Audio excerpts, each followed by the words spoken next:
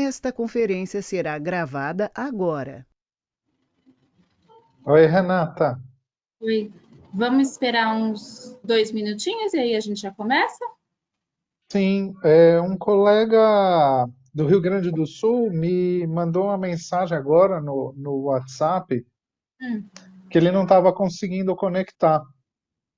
tá. Vou te mandar um outro link que o Nailson disponibilizou, tá bom? Espera Tá aí. bom, Manda esse para ele.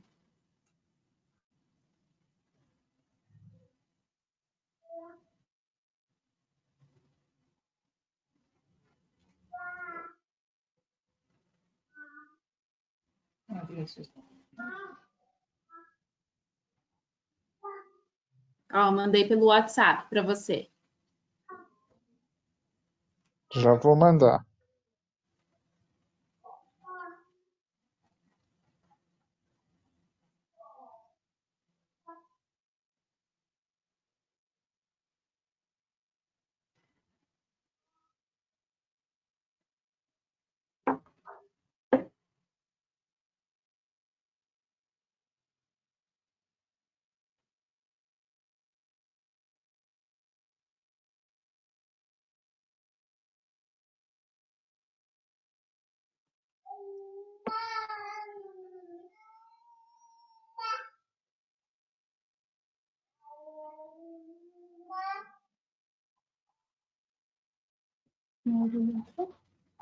Mandei nos grupos.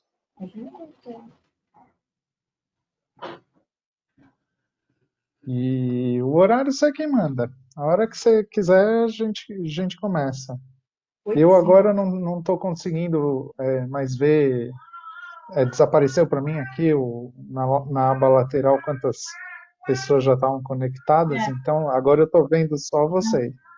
tá, tem 40 pessoas. Acho que é melhor então a gente já começar, né? Você Tá. que manda. Então tá bom, vou fazendo só a apresentação, tá bom? Tá Bom, joia. boa noite a todos. Obrigada pela presença de todo mundo aqui hoje com a gente. Meu nome é Renata, para quem não me conhece, eu sou médica nuclear da DIMEM, trabalho na unidade de São José dos Campos, juntamente com a doutora Daniela.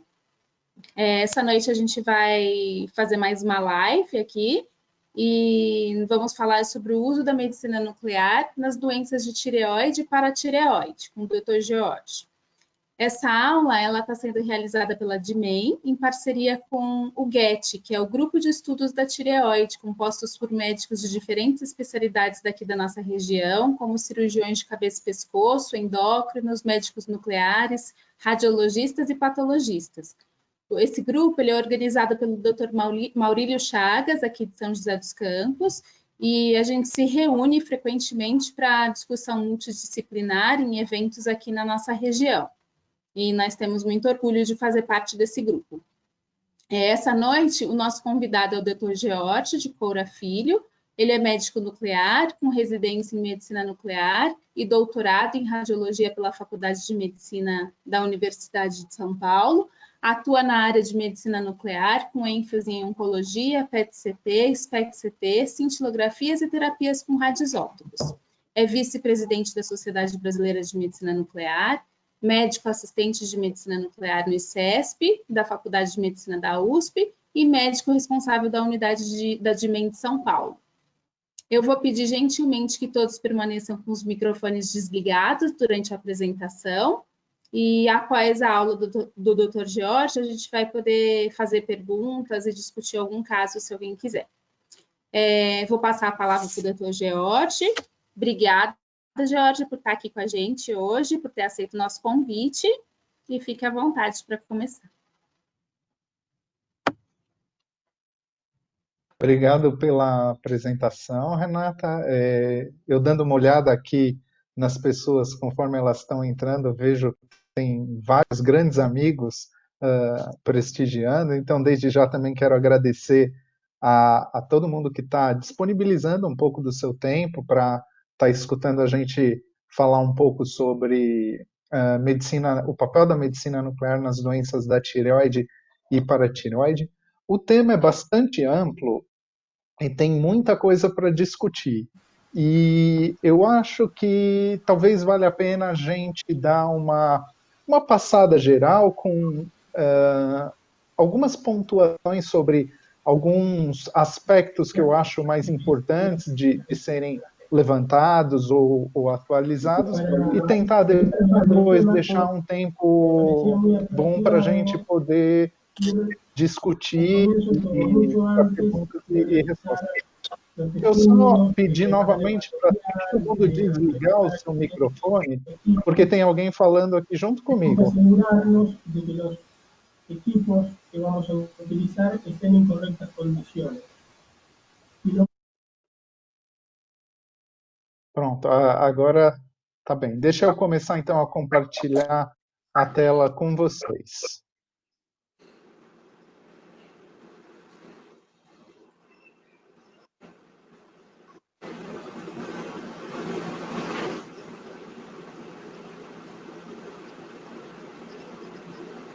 Então, novamente, o uso da medicina nuclear em doenças da tireoide para a tireoide. De novo, vou pedir para quem tiver com o microfone aberto desligar, por favor. Esses são os meus potenciais conflitos de interesse. Então, eu tenho algumas palestras e auxílios de viagem pela Bayer, tanto para uma medicação para câncer de próstata, como para carcinoma de tireoide iodo refratário. Palestras para Novartis para tumores neuroendócrinos e recebo alguns fellowship grants e auxílios pesquisa da Agência Internacional de Energia Atômica e da FAPESP. Então, vamos falar do uso da medicina nuclear em doenças da tireoide e paratireoide. Eu vou focar em hipertireoidismo, neoplasia de tireoide e hiperparatireoidismo.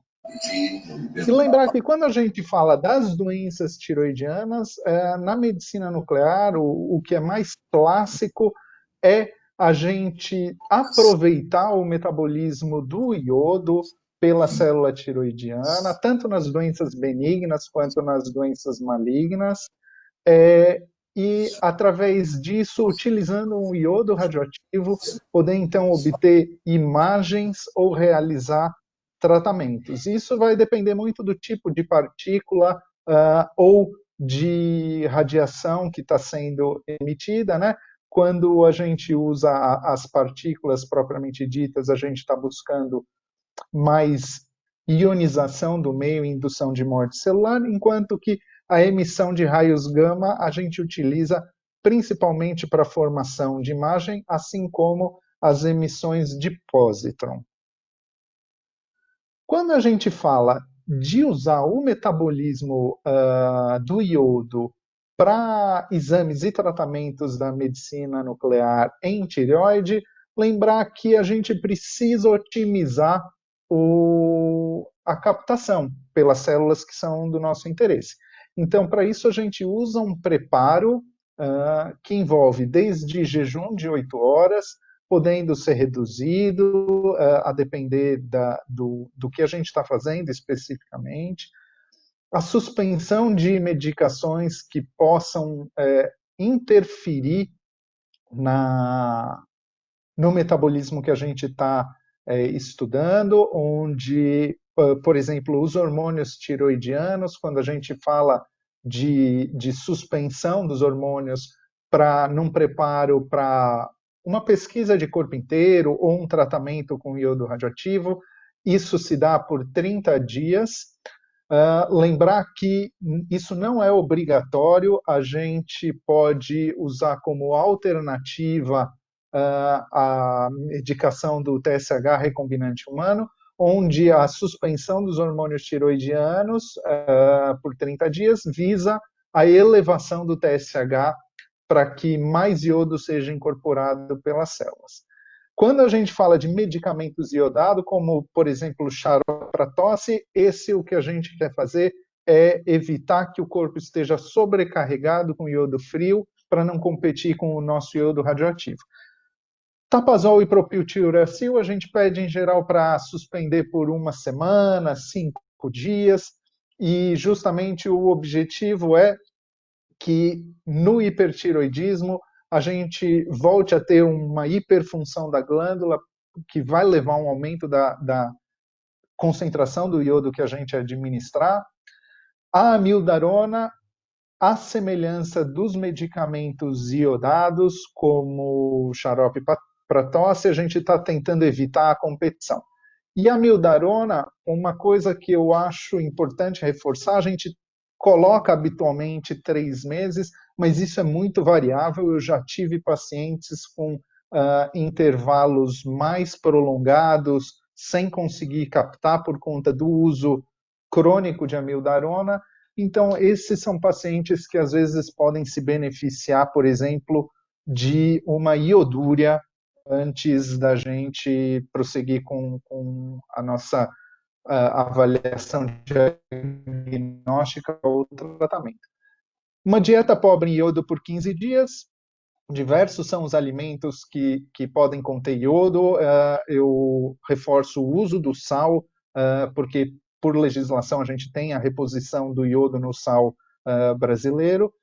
E lembrar que a dieta no hipertiroidismo, ela hoje em dia, mais recentemente, passa a ser um pouco mais controversa. Tem um trabalho do pessoal da Escola Paulista de Medicina que mostra que, por exemplo, para pacientes com doença de Graves, o impacto da dieta é mínimo, enquanto que para a neoplasia talvez faça um pouco mais sentido a dieta pobre em iodo.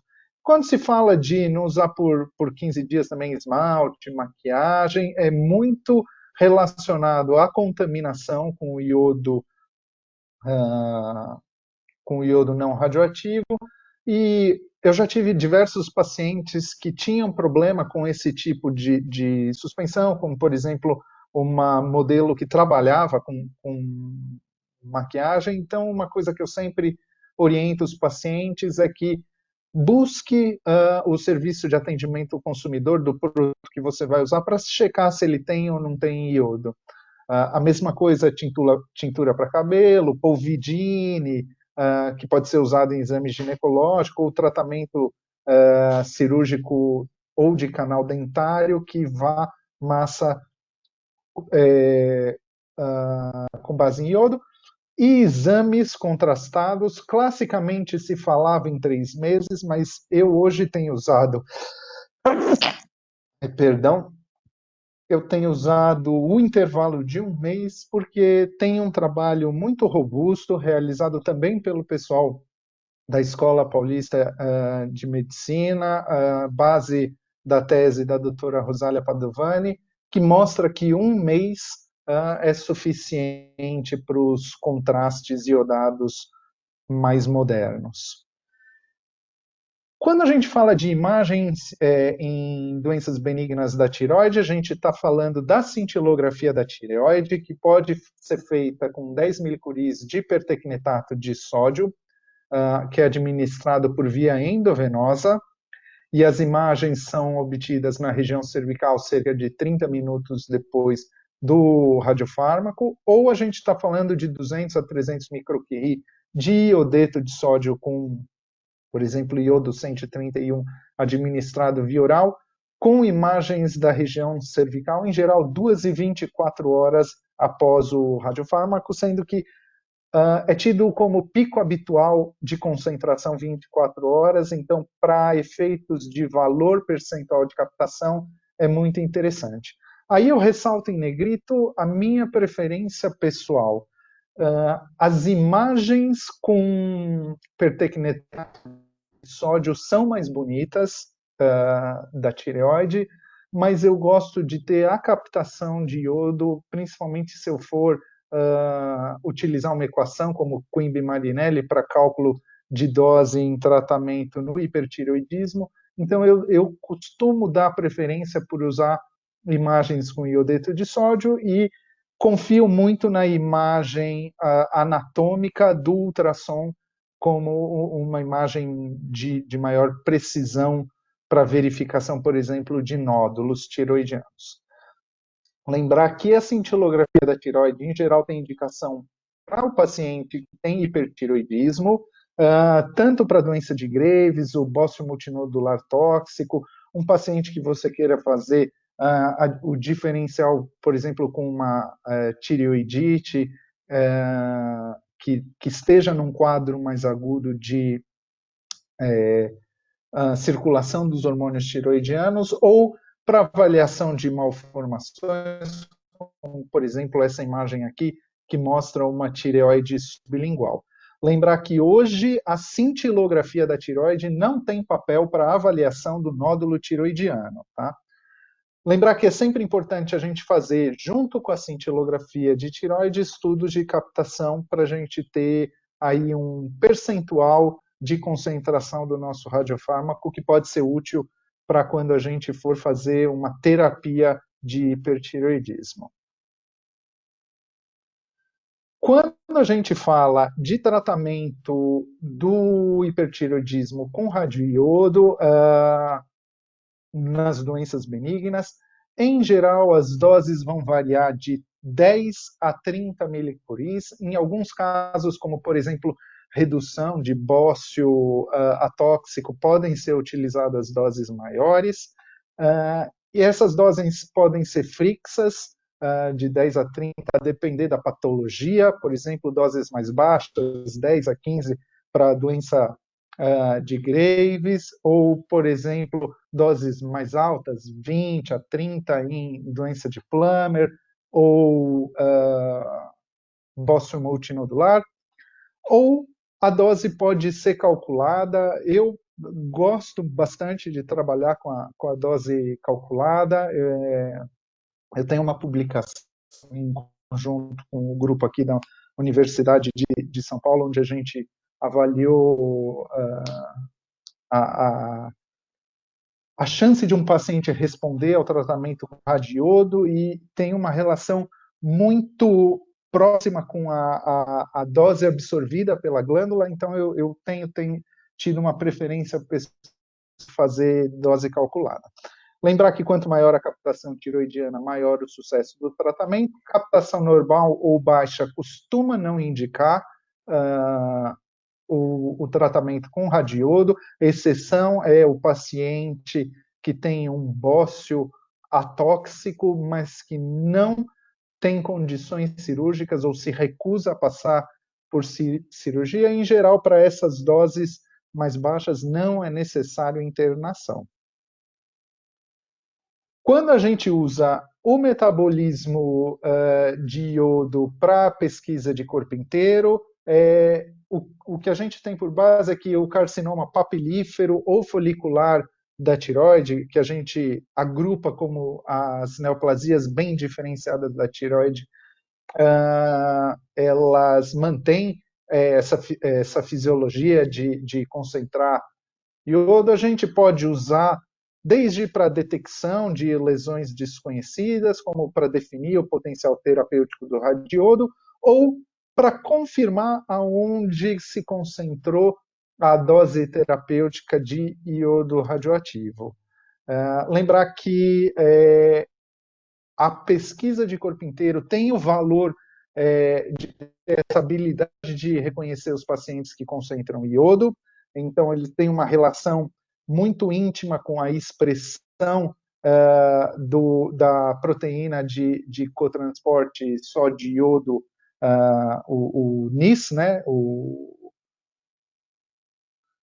E lembrar que a pesquisa de corpo inteiro pode ter algumas limitações no paciente com câncer de tireoide, que vão desde um preparo adequado com estímulo do TSH, com contaminantes iodados evitados pelo paciente, e quando a gente pode ter um estímulo insuficiente do TSH ou muitos contaminantes no corpo do paciente, a gente pode ver menos lesão ou ter menor captação do iodo radioativo.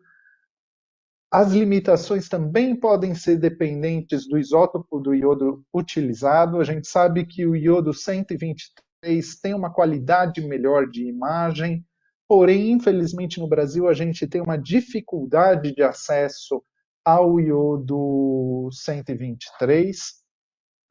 Além disso, a gente também pode ter limitação na PCI com a atividade administrada do iodo radioativo em milicurie. Então, eu trago esse exemplo aqui para vocês, um paciente que fez uma pesquisa de corpo inteiro diagnóstica com 2 milicuries, uma captação mínima aqui na região cervical, e com um intervalo de 11 dias, depois de tomar uma dose de 250 milicuries, a gente vê múltiplas áreas com concentração do iodo que não eram vistas simplesmente por a gente estar usando uma dose muito baixa para pesquisa de corpo inteiro diagnóstica. E por que daí, então, vocês podem se perguntar que a gente usa, às vezes, atividades tão baixas numa pesquisa de corpo inteiro? É justamente para tentar evitar, quando eu vou fazer um tratamento muito próximo da pesquisa de corpo inteiro diagnóstica, que eu tenha o chamado efeito stunning, ou atordoamento da tireoide, que daí abaixa uma atividade, por exemplo, de 5 a 10 milicuries, que poderiam fazer com que eu visualizasse melhor as lesões, poderiam levar a uma menor captação no momento do tratamento, que é justamente tudo que a gente não quer. A gente quer que o paciente tenha a máxima captação do iodo radioativo durante o tratamento. E eu gosto de reforçar que uma PCI negativa, principalmente uma PCI pós-dose negativa, tem um valor enorme e uma informação riquíssima, que justamente é que nos pacientes onde você tem tireoglobulina positiva ou algum achado anatômico que indique para você que esse paciente tem doença tireoidiana, neoplásica, vigente no seu corpo, a não captação numa PCI pós-dose indica para a gente que o paciente vai ter um prognóstico pior da sua doença. E lembrar que também pode acontecer esse fenômeno de perda de diferenciação conforme o paciente vai sendo mais tratado com iodo, eliminando os focos da doença mais bem diferenciada, porém ficando alguns focos de doença resistentes. Como aspecto mais recente que eu gosto de ressaltar aqui, quando disponível, vale a pena fazer uso, é o SPECT-CT, que é uma aquisição tridimensional da cintilografia, o SPECT, acoplado à tomografia computadorizada, e lembrar que isso pode trazer informação diagnóstica adicional tanto no estadiamento N, no pescoço, como no estadiamento à distância do corpo inteiro, então no estadiamento M, assim como pode levar a mudanças de conduta pelo simples fato de conseguir fazer uma melhor localização anatômica do achado da pesquisa de corpo inteiro. Como, por exemplo, esse paciente aqui, onde a gente vê algumas áreas de captação focal do radiodo distribuídas no pescoço, e, por exemplo, essa região aqui, eu teria muita dificuldade em separar, por exemplo, se isso é realmente um linfonodo ou se é uma captação em glândula salivar. A gente já tem um indicativo de 8,7 de tireoglobulina, de que pode haver um linfonodo nessa paciente, mas ainda assim ela tem captação significativa no leito tiroidiano, que pode deixar você na dúvida, mas quando a gente faz a pesquisa de corpo inteiro, não resta dúvida que essa área de captação é um linfonodo subcentimétrico no nível 2. Inclusive, você pode acompanhar melhor essa cadeia linfonodal ou até, se necessário, dependendo de como responder a tireoglobulina desse paciente pós-tratamento, decidir por uma abordagem cirúrgica desse linfonodo mais precocemente. Lembrar que a pesquisa de corpo inteiro seriada de acompanhamento, hoje, na era da tireoglobulina ultrassensível, a gente não tem benefício em geral, mesmo nos pacientes de alto risco. desde que eles apresentem anticorpos antitireoglobulina negativos. No caso dos pacientes que apresentam anticorpos antitireoglobulina positivos, aí sim a pesquisa de corpo inteiro de acompanhamento com alguns intervalos de tempo pode ser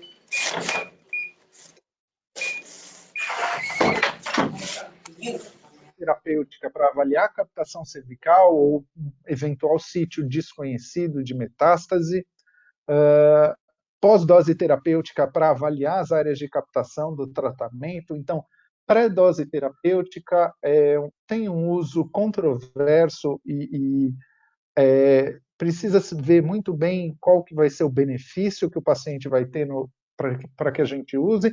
Já a pós-dose terapêutica é algo obrigatório. Sempre que você fizer uma dose terapêutica de iodo radioativo, eu acho que o paciente precisa fazer uma pesquisa de corpo inteiro pós-dose. No acompanhamento, nos pacientes com anticorpo antitireoglobulina positivo, pode ser útil, mas nos com anticorpo antitireoglobulina negativo, a gente vai usar somente quando a gente quer confirmar a efetividade de um tratamento ou detectar novas lesões na suspeita de uma progressão. Então, não ficar fazendo PCI se o paciente não tem nada que indique que o status da doença dele mudou. Da mesma forma que a gente usa o iodo radioativo para fazer a imagem no câncer diferenciado da tireoide, a gente também usa para terapia pós-tireoidectomia total, com alguns objetivos diferentes. Então, a gente vai dizer de ablação, principalmente quando a gente quer facilitar o acompanhamento da tireoglobulina. A gente vai falar em adjuvância quando os pacientes são de risco intermediário ou alto risco, estão sem evidência de doença, mas a gente quer reduzir o risco de recorrência porque pode ter ficado algum foco microscópico de doença residual. Nós vamos falar de tratamento quando a gente quer controlar uma doença conhecida, seja locorregionalmente ou à distância.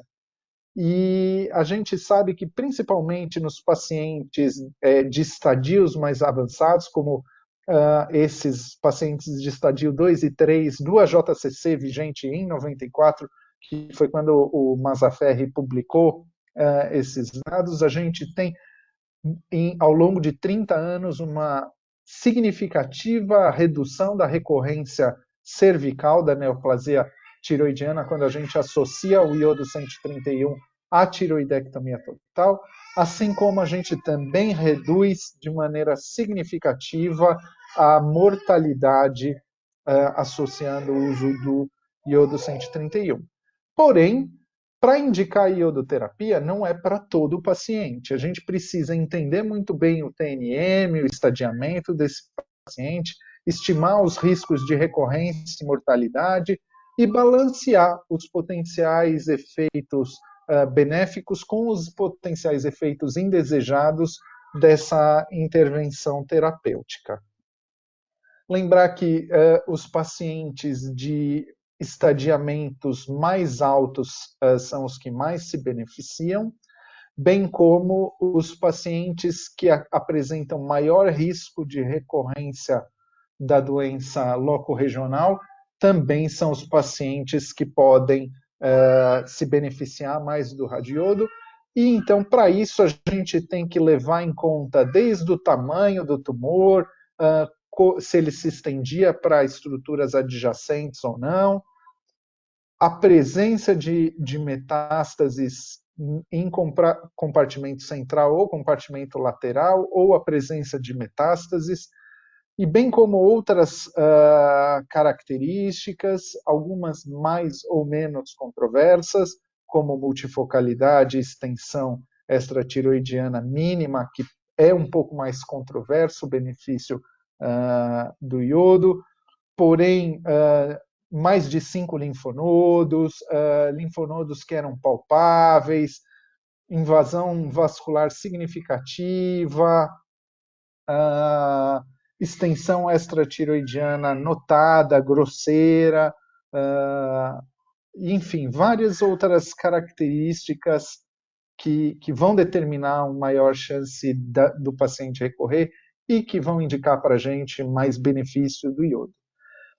Então, eu gosto de utilizar hoje muito o guideline da Associação Americana de Tireoide e, de acordo com a classificação de risco deles, determinar como que a gente vai usar. Nos pacientes de baixo risco, não recomendada a radioiodoterapia de rotina, a gente pode avaliar como que fica a tireoglobulina desse paciente depois de passado um tempo da cirurgia. Eu sugiro sempre pelo menos 45 dias para mais. E quando você vai tratar os pacientes que eventualmente eram de baixo risco, mas ficaram com alguma tireoglobulina detectável, tentar utilizar doses mais baixas de iodo. Existem algumas publicações, as mais notórias o estudo do Malik e o estudo do Schlumberger, publicados no New England, que mostram que nesses pacientes de menor risco de recorrência, 30 versus 100, utilizando suspensão hormonal ou TSH recombinante humano, não apresentou diferença entre os grupos. Já no risco intermediário, a radioiodoterapia deve ser considerada. Caso o intuito seja mais ablação, a gente recomenda doses um pouco menores, de 30, 50 milicuris de iodo radioativo. Caso o intuito seja adjuvância, aí a gente vai usar doses mais altas, 50, 100, 150 milicuris, e isso desde que não haja metástase conhecida. Já no paciente de alto risco, a radioiodoterapia deve ser considerada sempre. Em geral, quando o intuito é adjuvância, a gente vai usar doses de 100 a 150 milicuris. Para doença estrutural conhecida, principalmente metástases, aí a gente tem algumas possibilidades de abordagem, desde doses empíricas de 100 a 200 milicuris, com alguma correção para baixo, sugerida no guideline da ATA para pacientes acima de 70 anos, e a minha experiência mostra que muito mais preocupante o ritmo de filtração glomerular do paciente do que necessariamente a idade. E o que a gente sabe é que existe uma certa disfunção renal nos pacientes quanto mais velhos, mas pacientes mais novos que tenham alguma disfunção renal conhecida também podem se beneficiar dessa redução de dose. Isso porque, com o menor ritmo de filtração glomerular, a gente tem um maior tempo de residência do iodo no corpo do paciente, o que pode levar a maior irradiação de estruturas não alvo. Ou então a gente pode usar também protocolos de dose guiada por dosimetria. Lembrar que o cálculo de dose para câncer de tireoide é mais oneroso e trabalhoso do que no hipertireoidismo. Então, eu particularmente recomendo o uso só para casos mais selecionados. Durante o processo de evolução da doença neoplásica da tireoide, pode ocorrer o fenômeno de flip-flop, que as células diferenciadas vão perdendo a diferenciação, e o que ocorre é que elas vão perdendo a capacidade de concentrar o iodo radioativo e vão aumentando o metabolismo glicolítico. E isso a gente vê que essa mudança fisiopatológica pode estar presente também desde o início, a depender das características do paciente, como, por exemplo, anaplásicos e doenças pouco diferenciadas da tireoide podem já de cara apresentar maior concentração do radiofármaco à base de glicose, que daí é o que a gente vai usar no PET-CT. Então, lembrar que quando o nosso paciente passou a não concentrar mais iodo, como, por exemplo, esse paciente aqui, que essa é a pós-dose terapêutica dele, com captação cervical, fez um aumento da tireoglobulina, onde a gente não vê lesão significativa na pesquisa de corpo inteiro. A gente suspeitando, então, de que essa elevação da tireoglobulina possa estar ligada a uma progressão da doença, realizou um PET-CT com fluorodeoxiglicose, onde a gente vê, então, múltiplos nódulos pulmonares hipermetabólicos relacionados ao câncer de tireoide, mostrando, então, que a medicina nuclear, também quando o paciente passa a ser iodo não concentrante ou mesmo iodo refratário, pode ter um benefício através do PET-CT. Lembrar que o PET-CT pode ter alguns outros usos, como desde o estadiamento inicial das neoplasias pouco diferenciadas, os anaplásicos, os carcinomas de células de Hürtel, os pacientes que se apresentavam inicialmente já com doença locorregional muito extensa, às vezes podem se beneficiar do uso do PET-CT com FDG, e se a gente for usar alguma coisa para avaliar nódulo tiroidiano em medicina nuclear, o recomendado é utilizar o PET-CT com FDG. Hoje a gente tem publicadas recentemente uma meta-análise muito interessante que mostra que os pacientes com citologia indeterminada podem se beneficiar do PET-CT para avaliação de um nódulo, lembrando que o maior valor do PET-CT com FDG na avaliação de nódulo tiroidiano é quando ele vem negativo. Então, um nódulo que não capta o FDG tem uma probabilidade muito, muito, muito baixa de malignidade. Já se vier positivo o nódulo tiroidiano ao FDG, isso não necessariamente quer dizer que o nódulo é maligno, porque até 2/3 a 3/4 dos nódulos benignos podem concentrar a glicose radioativa. A performance do PET-CT com FDG tem positividade aumentada em algumas situações que eu gostaria de ressaltar. Então, dependendo do tamanho tumoral, dependendo de invasão da cápsula tireoidiana, dos níveis de tireoglobulina, a gente sabe que pacientes com mais de 10 nanogramas por decilitro de tireoglobulina têm maior probabilidade de positividade ao PET-CT com FDG, assim como os pacientes que têm um aumento mais rápido da tireoglobulina, em geral com tempo de duplicação inferior a 1 ano.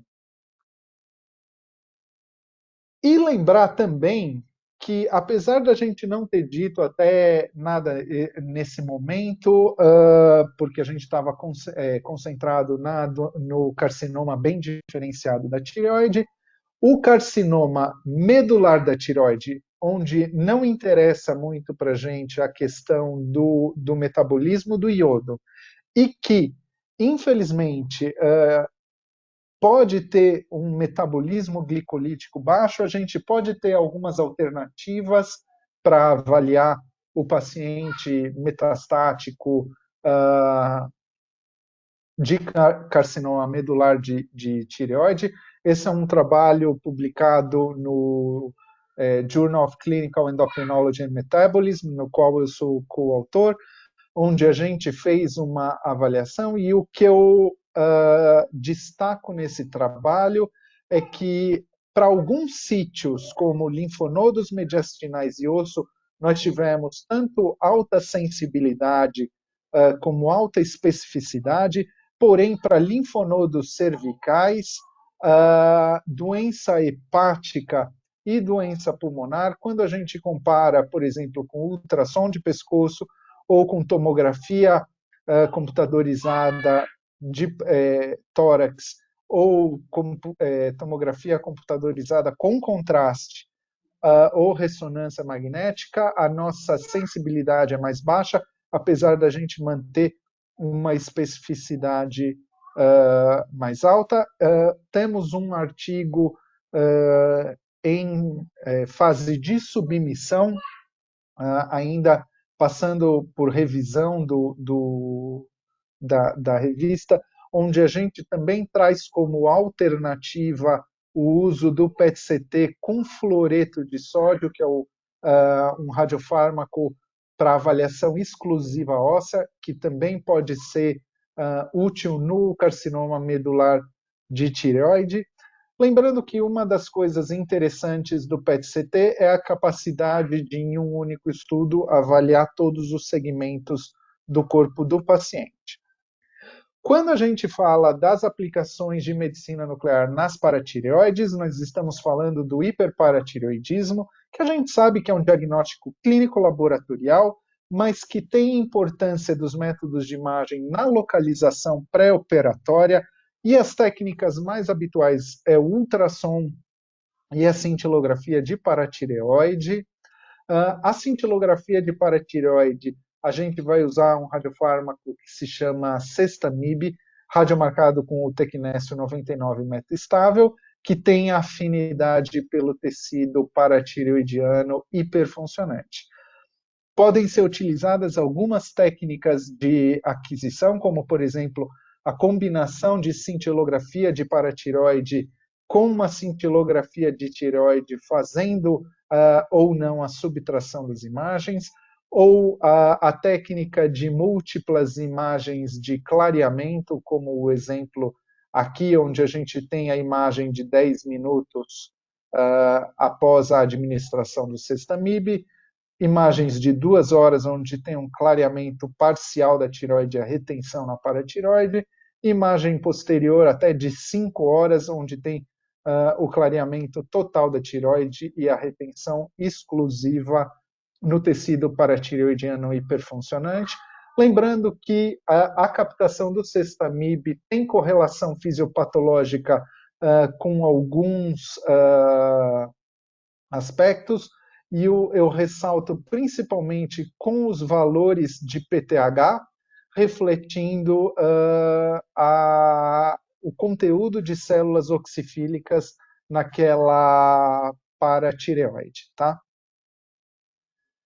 Alguns exemplos de casos interessantes. Então, a gente vê aqui que esse paciente tem um aumento do volume do lobo tireoidiano direito, mas quando a gente faz as imagens de retenção, aqui a gente tem um clareamento do parênquima tireoidiano e a retenção nessa área altamente sugestiva do tecido paratireoidiano hiperfuncionante, enquanto que aqui a gente, nesse caso, tem uma captação difusa na tireoide, heterogênea também no lobo tireoidiano, na projeção do lobo tireoidiano direito, com um clareamento incompleto do radiofármaco nessas imagens na tireoide, ficando a dúvida se isso aqui é tecido paratireoidiano hiperfuncionante ou, por exemplo, um nódulo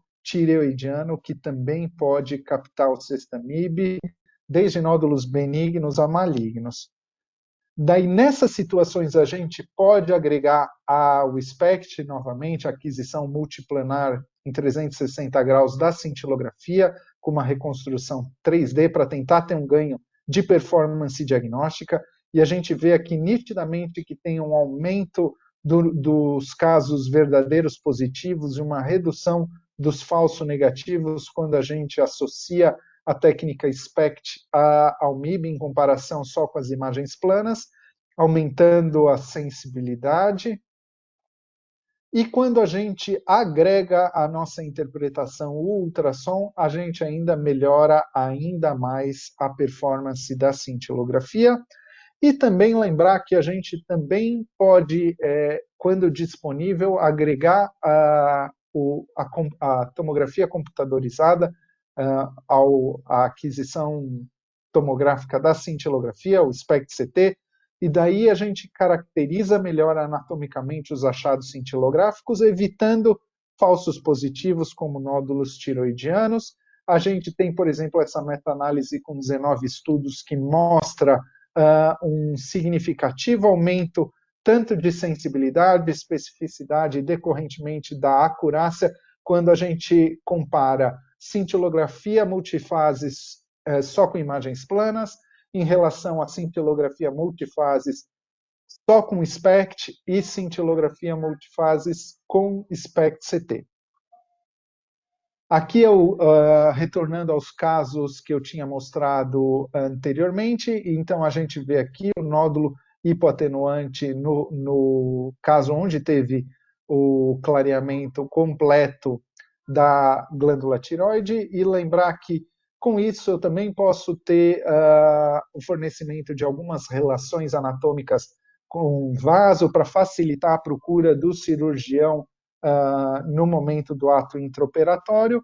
E aqui aquele caso onde não clareou muito bem, que a gente poderia ficar na dúvida se é tireoidiano ou tecido paratireoidiano. Quando a gente faz o SPECT-CT, a gente vê nitidamente que aqui se delimita o parênquima tireoidiano e ele está sendo empurrado por um nódulo posterior a ele, um nódulo hipoatenuante de aspecto típico de uma paratireoide. Então, a gente acaba eliminando essa dúvida com o SPECT-CT.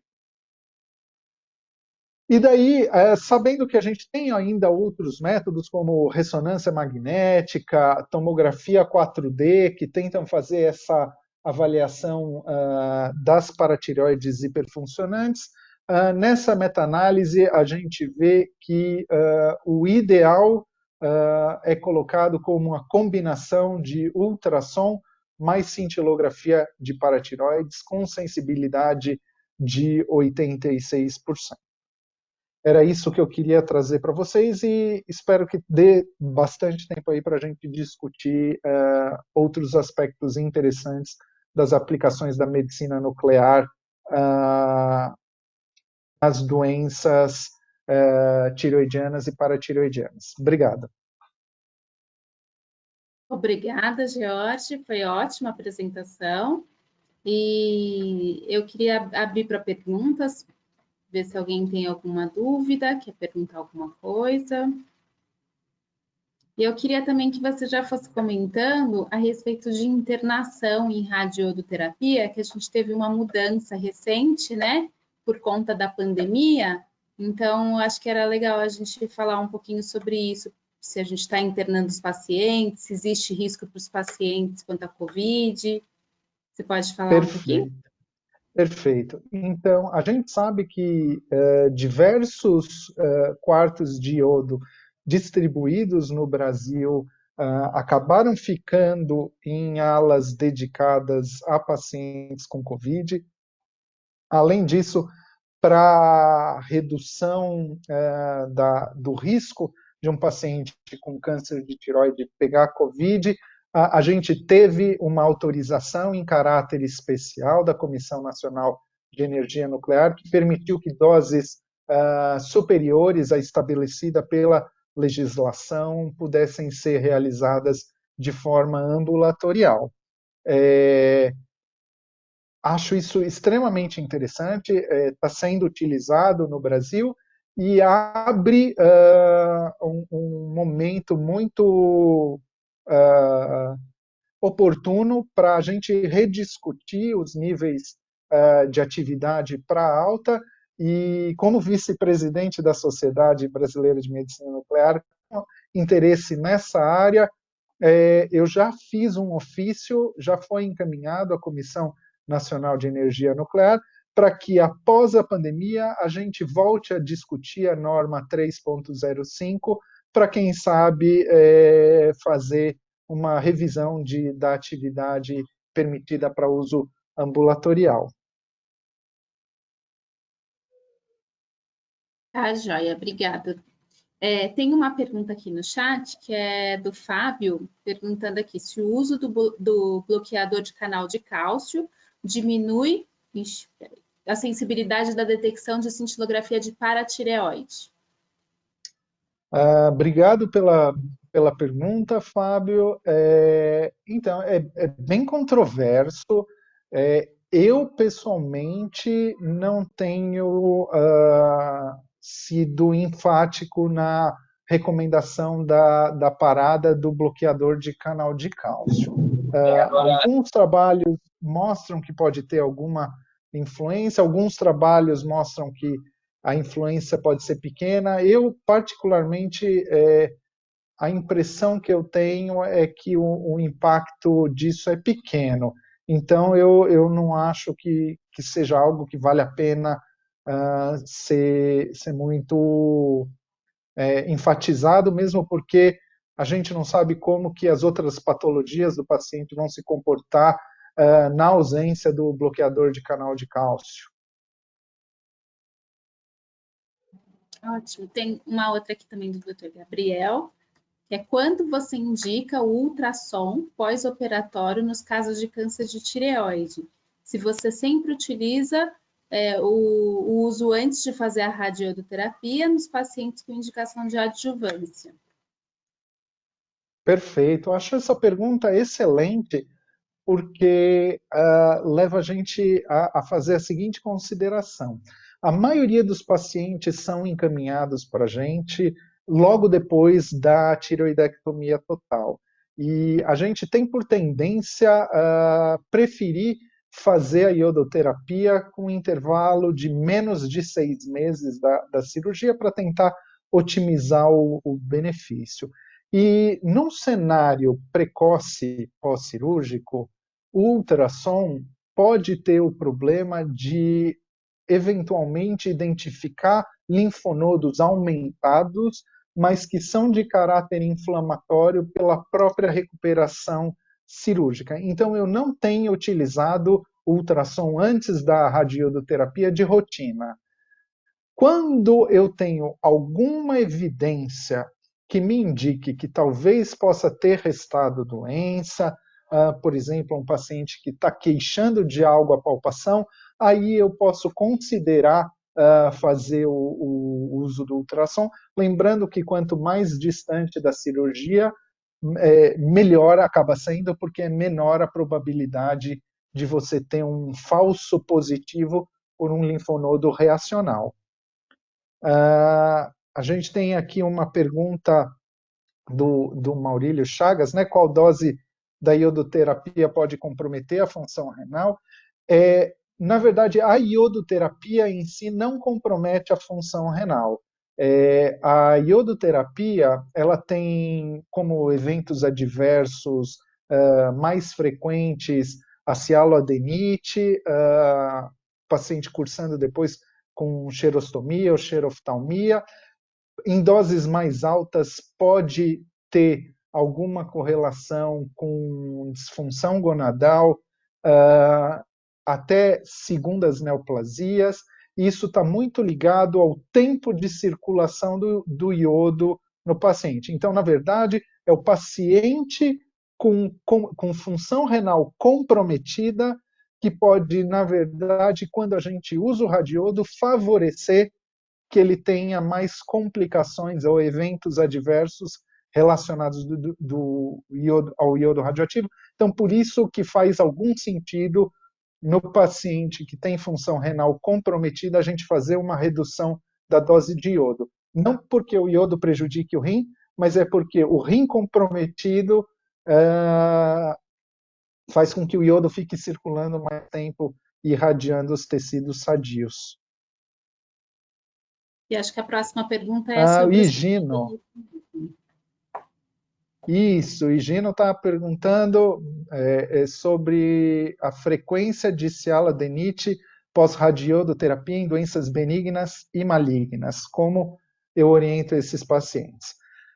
Então, Higino, primeiro um abraço para você, eu gosto demais. Vamos lá. A cialadenite, nas doenças benignas, principalmente como a gente trata muita doença de Graves, onde a captação significativamente maior na glândula tireoide do que na glândula salivar, eu não costumo ver cialodenite com frequência, muito pelo contrário, é um evento bastante raro. Já nos pacientes que a gente trata com câncer de tireoide, como a concentração em tecido tireoidiano é muito menor, acaba sendo um evento mais frequente. Nesses pacientes, a minha aluna de mestrado acabou de publicar no International Journal of Ultrasonography um artigo justamente avaliando alterações de ecotextura no ultrassom, e o que a gente viu é que, em média, nós vamos ter 30% de pacientes com alteração da ecotextura no ultrassom, que seriam, então, os pacientes com risco de desenvolvimento de cialodenite. Porém, tem diversos trabalhos na literatura mostrando que tem um descompasso entre os achados de imagem, seja ultrassom, ou seja cintilografia de glândulas salivares, com as queixas dos pacientes. As queixas costumam ser em menor frequência. E eu acho que isso pode ter algum grau de correlação com a atividade administrada. Então, por mais que a gente tenha aí esses 30% de alterações de imagem, mais frequentemente vai ter o sintoma e uma queixa significativa quem fez doses de iodo mais altas. Temos agora aqui uma pergunta, Sindeval José, né? Cirurgião de cabeça e pescoço. Sabido que a associação de ultrassom e cintilografia na maioria dos casos, mas nos casos falsos negativos, você tem experiência com angiotomografia de paratireoide, que é a tomografia 4D? Tenho, em alguns casos foi útil, sim. Em alguns casos, a combinação de tomografia 4D com a cintilografia também foi útil. Eu tenho vontade de fazer um trabalho tentando usar SPECT-CT mais tomografia 4D no mesmo tempo, para ver se isso pode ter um impacto positivo ou não para o paciente, mas hoje eu não tenho usado com uma frequência muito grande, porque a maioria dos casos o ultrassom e a cintilografia acaba sendo suficiente. Giovanni está perguntando aqui se a gente tem utilizado o Gamma Probe nas cirurgias de paratireoide. Giovanni, infelizmente os Gamma Probes que eu tenho à disposição, tanto na DIMEM quanto no Instituto do Câncer, acabam sendo drenados de forma muito efetiva para avaliação, para pesquisa de linfonodo sentinela em paciente com câncer de mama, melanoma e algumas outras patologias, que a gente acaba tendo menos disponibilidade do probe para usar nas cirurgias de paratireoide, mas a gente sabe que não só é possível, como tem por hábito ser útil, desde que haja uma boa curva de aprendizado do cirurgião que vai manipular o probe, para ele saber se direcionar e se guiar bem pelo probe. Mas é uma coisa muito, muito bacana de se usar se tiver à disposição. Marcos pergunta se já fiz hemodiálise para paciente com insuficiência renal durante dose terapêutica de iodo 131. A resposta é que sim, já fiz diálise peritoneal, já fiz hemodiálise. Tem que ter um cuidado adicional na limpeza dos filtros, mas a gente sabe que o resquício do iodo retido na máquina de diálise é mínimo e dá para fazer com uma segurança grande. A única coisa é que eu dou preferência por fazer a dose de iodo num dia onde ele não vai fazer a hemodiálise e deixo para fazer a hemodiálise no dia seguinte, onde a gente já teve o pico de concentração do iodo, que é 24 horas após a administração, tá? Para também não ser uma coisa assim, a gente já dá o iodo e acaba filtrando todo o iodo, né, que deu para o paciente. Jorge, A tem pergunta do Alberto também antes do Oi? Marcos.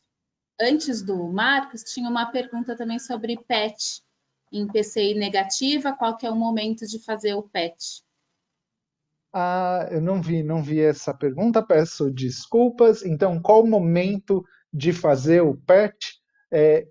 Nos pacientes que têm um anátomo patológico de pouco diferenciado, anaplásico, ou carcinoma de células de Hürtel, se possível, as soon as possible, o mais rápido possível. Nos pacientes de papilífero e folicular, eu tenho preconizado fazer quando teve elevação de tireoglobulina, você fez uma pesquisa de corpo inteiro buscando nova lesão e a pesquisa de corpo inteiro veio negativa. Aí eu acho que é interessante a indicação do PET-CT, principalmente se a elevação da tireoglobulina chegou a mais de 10 nanogramas por decilitro. Além disso, eu acho que todo paciente que for iodo-refratário e que vai ser submetido à terapia com inibidor de tirosina quinase, eu acho que vale a pena ter um PET-CT antes do tratamento, para você ter o estadiamento mais completo possível do paciente. Então, agora a gente parte para a pergunta do Alberto Traeger, meu amigo do Rio Grande do Sul. Abraço para você, Alberto. Obrigado por prestigiar. Existe alguma dose máxima cumulativa de iodoterapia para câncer diferenciado de tireoide? É muito interessante, tem um único trabalho, que é o trabalho do Durante, que fez junto com o grupo do Schlumberger, quando ele estava no Instituto Gustavo Roussy. Durante é um italiano, e que ele mostra que na forma com que eles fazem, que são doses sequenciais de 100 milicuris, quando o paciente atinge 600 milicuris, a chance dele ter benefício com a iodoterapia é muito reduzida. Mas é um único trabalho, não tem nenhum trabalho, outro trabalho replicando esses resultados na literatura. E daí, isso foi levantado no guideline da ATA de maneira muito, digamos, pontual e com uma profundidade não muito grande de discussão. E no guideline da European Thyroid Association, a ETA, para manejo do paciente iodo-refratário, eles colocam explicitamente que se pautar em um único trabalho é muito pouca evidência. Então, o que eles dizem é que, mais do que usar um número mágico de 600 milicuris, é ver como o paciente se comportou após a última dose terapêutica que ele recebeu, e que você, nos pacientes que vem mantendo evidência de benefício, principalmente se tiver redução anatômica das lesões, ou pelo menos doença estável sustentada por tempo prolongado, e aí vamos falar mais de anos, principalmente, você pode ir fazendo doses adicionais. Isso está no guideline da ETA para manejo do paciente iodo-refratário. Elton fez uma pergunta, Elton Estrela Ramos, esse é um queridíssimo meu do coração, de Salvador, da Bahia, e ele está comentando justamente das drogas-alvo aprovadas no FDA e Anvisa, como os anti-BRAF, anti-MEC, antifusões, e que justamente algumas dessas medicações vão agir na via da MAP-kinase e assim aumentar a expressão do NIS e dar uma possibilidade do paciente iodo-refratário voltar a ser captante. Então, ele me pergunta se eu tenho conhecimento de algum dado que tente melhorar a captação na tentativa de usar atividades menores de iodo nos tratamentos atuais, se a ideia é factível e, sobretudo, porque essas drogas recentes têm um espectro mais leve de efeitos adversos. Então, Elton, nós temos poucos trabalhos em literatura. Eu acho que o mais emblemático foi o publicado no New England com o selo Metnib, que justamente age numa via um pouco diferente, mas que mostrou com PET-CT, com iodo 124, de uma maneira muito elegante o conceito da reindução, da captação. E tem um trabalho que eu acho que foi publicado, se eu não estiver equivocado, pela Márcia Brose, mostrando que pacientes que não estavam mais respondendo ao iodo radioativo com as drogas que agem na MAP-kinase tiveram redução anatômica depois de usar o radiodo, o que mostra que, então, elas têm aí uma perspectiva de potencial benefício, enfim. Não tenho ideia de pacientes que usaram, na verdade, assim, eu acompanhei um estudo onde o paciente era submetido a tireoidectomia total e usava uma droga-alvo dessas antes da adjuvância, mas eu não tenho acesso aos dados completos, Elton. Então, eu seria leviano de comentar com você, mas tem gente fazendo esse tipo de estudo, a ideia é factível e eu acho que tem sim um potencial interessante de, inclusive, a gente otimizar o resultado dos iodos, talvez usando menos dose. Mas hoje eu não posso te afirmar isso com algum dado, mas eu acho que vai ter algum dado nesse sentido aí nos próximos anos. Taylor, se o plano negar PET por se tratar de um diferenciado, existe legislação que apoia o paciente. Infelizmente, para câncer de tireoide, especificamente, não está assim muito, não está claro, não está nas DUTs, mas como a maioria dos pacientes tem sido pedido como uma neoplasia de cabeça e pescoço, muitos convênios têm liberado, e o que eu vejo é nos convênios onde teve a negativa inicial, quando você manda os estudos que embasam o seu uso, principalmente no caso de TG em elevação e PCI negativa, pelo menos aqui em São Paulo eles têm liberado, sim. Então eu acho que é uma questão de você reforçar, não só fazer o pedido PET-CT, mas fazer PET-CT para câncer de tireoide em tal situação clínica, embasado pelos dados, estudo tal, estudo tal, estudo tal. Daí os convênios têm liberado sim.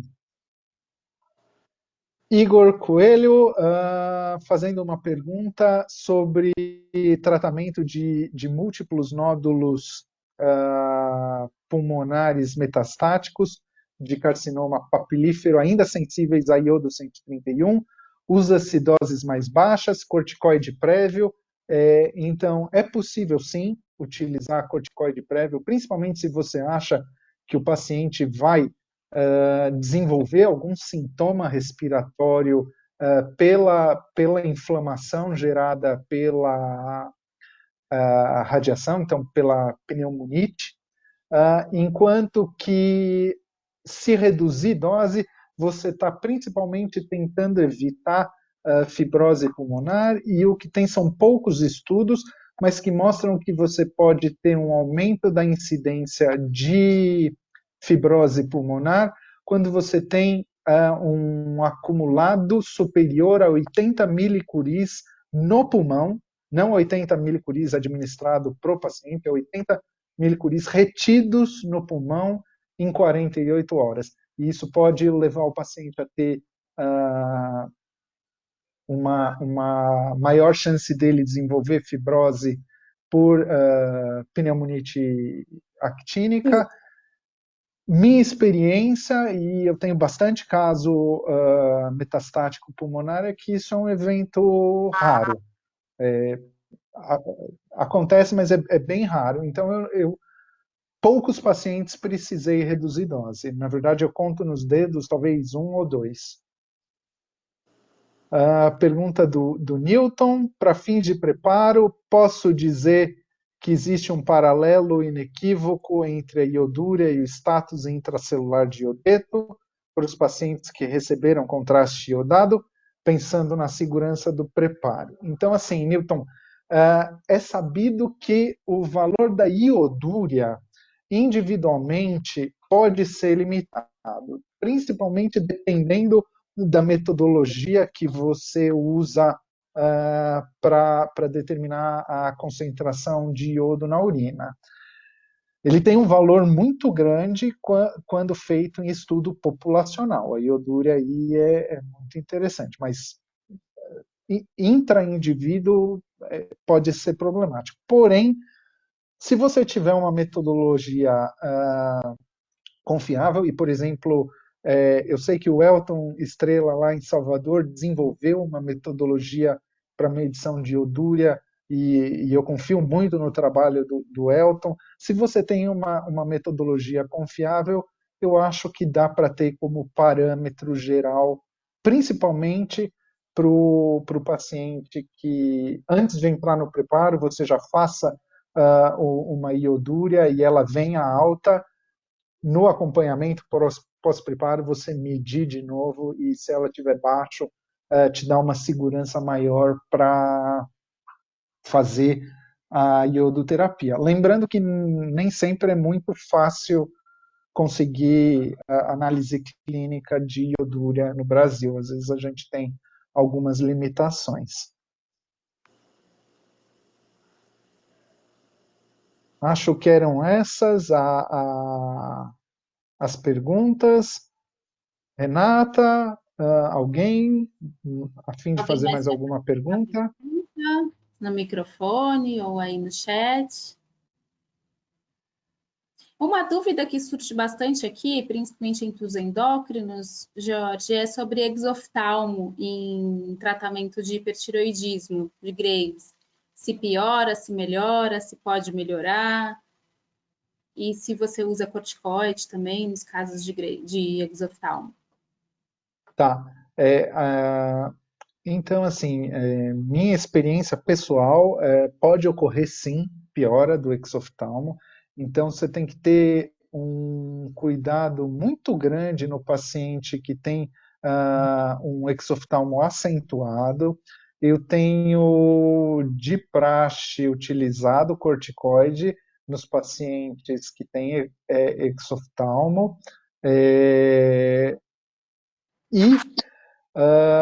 Acho que a resposta à iodoterapia do exoftalmo vai estar muito ligado depois aos títulos, principalmente de TRAB do paciente, né?